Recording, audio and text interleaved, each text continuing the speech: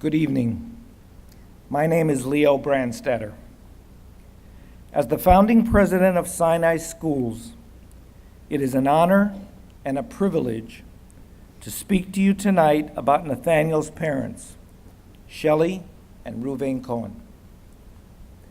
For over 15 years, from the time their firstborn son Nathaniel was age 6, Ruvan and Shelley lived with the knowledge that he had a degenerative disease that would take his precious life soon after his teenage years. We can at best only imagine how someone might react to knowing this about their child. But the way the Cohens reacted was nothing less than an inspiration. They resolved to do everything in their power to create the most normal, active, fun-filled life possible for all three of their children, including Nathaniel. That involved making sure that Jewish camps were inclusive and accessible, traveling with the entire family, including wheelchair-bound Nathaniel, to 4 continents on planes, boats, trains, helicopters, parasails, ski lifts, and gondolas. And perhaps most importantly, providing their children with the happiest, most enriching, and inclusive educational opportunities possible, which in Nathaniel's case was SINAI. They also chose to live their lives in accordance with what Nathaniel called the best advice I ever received, which was the Mishnah in Pirkei Avot, Have mekabel et kol ha'adam b'sever panim yafot. Receive all men with a friendly countenance. To quote Nathaniel, the feeling of someone being nice to you is one of the best feelings you can get in life. However, to make someone else feel that way is an even better feeling. That describes not only Nathaniel, but Ruvan and Shelley as well. In the wake of terrible tragedy, Shelley and Ruvan taught us to remain strong and positive and to learn and grow from every experience. They made it their mission to prevent other parents from having to struggle as they once did to have their child accepted. They made it their mission to make sure that no child is ever marginalized because of a disability. They made it their life's work to change the way that individuals with disabilities are perceived in the Jewish community, that the inclusion of those with disabilities should be viewed not as a chesed, an act of charity, but rather as an obligation on our part. At the observance of Nathaniel's Shloshim, Shelley told us, I hope you won't hesitate to mention Nathaniel to us because of a fear of risking our tears. Sadness and tears are part of life, just as are happiness and laughter. Nathaniel understood this on a very deep level, and it is why he was able to lead such a full life.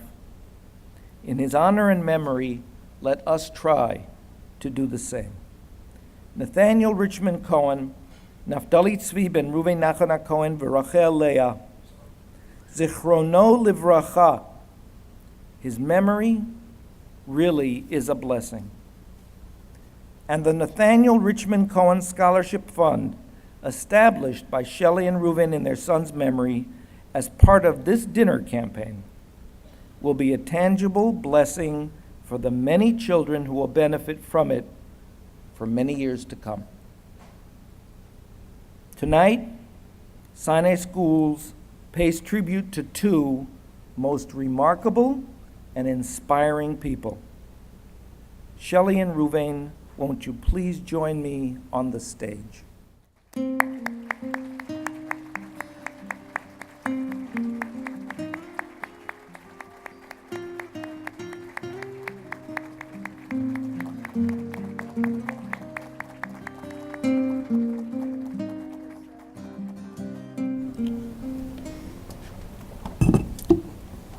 Wow. Thank you, Leo. That was too nice. Good evening, everyone. On behalf of Ruvan and myself, and Shimshon, Ashley and Shimshon, Lori and Brian, Judy and Nathan, and Nancy and Ellie, thank you to all of you for joining us and making this dinner such an incredible success. We stand before you as humble yet grateful honorees. Humble because volunteering time and giving tzedakah doesn't and shouldn't necessarily make one worthy of receiving an honor. But we certainly do stand here grateful to all of you who came here tonight and gave so generously to SINAI. Ruvan and I are particularly grateful to those who contributed to the scholarship fund in memory of our beloved Nathaniel, and grateful to the extraordinary SINAI School, which stood by us through much of Nathaniel's too short life, giving him the Jewish education he so deeply desired. Nathaniel was and is, even almost 8 years after his passing, an agent of change. He helped our family, our community, and all with whom he had contact comprehend that we fundamentally misunderstand the concept of Tselem Elokim, an image of divine perfection. Too often, our view of perfection is one of human perfection that we attribute to God, rather than a divine perfection that we are able to recognize in each and every person. Hashem's perfection was as much displayed in Nathaniel in his wheelchair as it is in the great Talmid Chacham, in the successful professional, in the most talented musician, or the most beautiful actor. And that part of Tselem Elokim is on display daily in every single child in SINAI.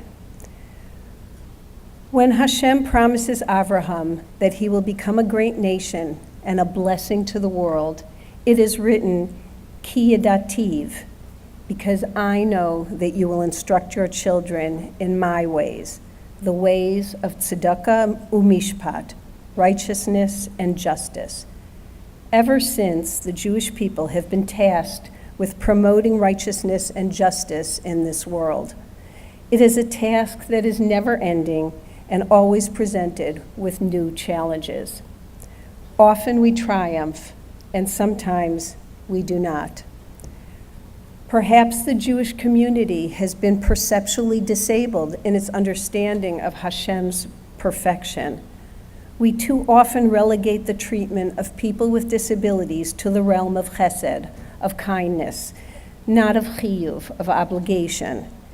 We meet desperate parents who are struggling to keep their families and their very Jewish souls above water, and we only focus on them when it doesn't interfere with our different communal or institutional agendas. We don't realize that the person or family with a member who has a disability needs to feel a part of our communal Jewish infrastructure. Our schools, our shuls, our camps, and Jewish organizations must prioritize the concept of inclusion without claiming excuses of, it's too difficult, we can't, it's too costly. Nathaniel showed all of us who are lucky enough to have known him that if there is a will, there certainly is a way. If in our schools we can learn to cherish the devekut to Hashem, the devotion to God, of a person with Down syndrome or autism or a learning disability, if we view them not as a part of a chesed project or a way to improve our own midot, but as integrated members of our Jewish community, then we would be furthering the mandate of advocating for a world of righteousness and justice. If we look at people with disabilities as exemplars and teachers of gvura, of spiritual triumph and grandeur, then we might be instructing the world in Hashem's way of tzedakah umishpat. SINAI Schools welcomed Nathaniel with open arms and without reluctance. At one point in our lives, across the river in Manhattan, we applied to every day school of every denomination and were rejected. For us, Sinai was an oasis in a Jewish communal desert that too easily and too often said, "This is not our job, this is not what we do." Sinai and the partner schools he attended, the Kushner Academy and TABC, understood that Nathaniel had the same need and obligations as any other Jewish kid to feel socially accepted, to feel they have a place in this world that accepts them for who they are and not for what they can produce. Sinai sought to give Nathaniel not just a Jewish education, but an opportunity to be a counted member of Am Yisrael, and enabled his soul to connect to Hashem, equal to his non-disabled classmates. For that, we will forever be grateful to the SINAI Schools. In closing, we ask that you will become active members of a movement towards tzedakah u'mishpat. Please don't fulfill this obligation by saying that you cried at the Sinai dinner. Tears are not enough. We are chayev obligated to do more. We all must build a righteous and just community that includes every Tzelem Elokim, because every Tzelem Elokim is a part of Hashem's extraordinary image and plan.